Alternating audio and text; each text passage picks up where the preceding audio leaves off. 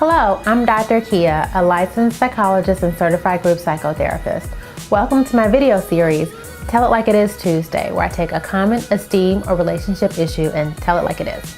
Are you a victim or a survivor? Here are 2 reasons why neither one of these are effective orientations in healthy relationships.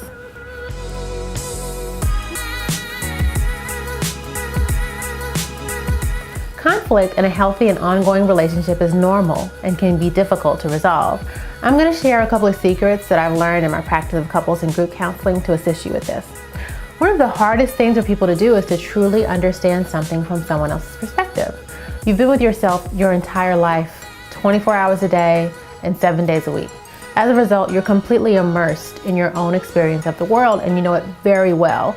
So well that you unknowingly use it to understand other people's actions and life experiences. There's a concept in psychology developed by Carl Rogers called advanced empathy. This speaks to a clinician's ability to truly understand things from another person's perspective. It takes a lot of time, patience, and practice to develop this skill, and it's an essential feature in effective counseling.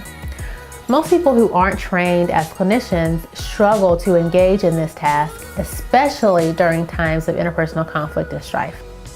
Here are 2 things to consider when attempting to resolve conflict in your relationships.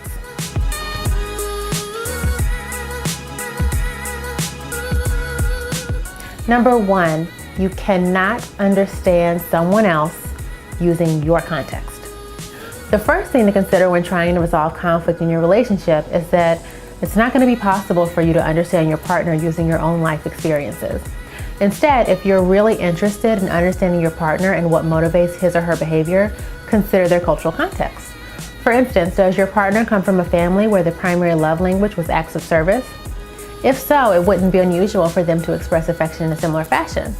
If you come from a family culture that was very verbal and whose primary love language was words of affirmation, you may find yourself being critical of your partner who does not express affection in the same way. The important thing to note here is that your partner's behavior makes sense given the context in which he or she was raised. As a result, maybe it's not a realistic expectation for you to have of him or her to express affection in the same way that you do. Number 2, when you villainize your partner, you can either be their victim or their survivor. Unfortunately, neither orientation leads to intimacy and resolution. For example, if you're your partner's victim, you may feel oppressed and want to move away or escape them. In contrast, if you're their survivor, you're likely going to want to move against or away from them, again creating distance in the relationship. Sometimes people intentionally do things to hurt others, and if this is the case in your relationship, that's objectively unhealthy. However, on many occasions, I've observed in both couples and group therapy, people will villainize others simply because they're interpreting their behavior through a lens that doesn't make sense for the other person. There's a big difference between someone doing something out of spite and someone doing something because that's who they are. In an attempt to resolve conflict in a healthy way, it's very important to make that distinction. In summary, if you know that you're in a healthy relationship, but you're worried about unresolved conflict, you may benefit from considering that your partner has had a different experience of the world and behaves differently as a result.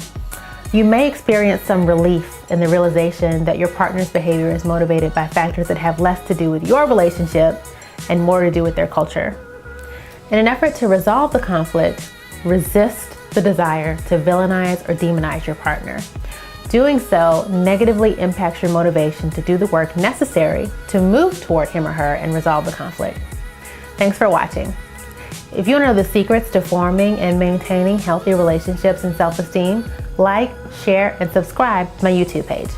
If you want a quick behind-the-scenes look at real relationship counseling, don't forget to check back.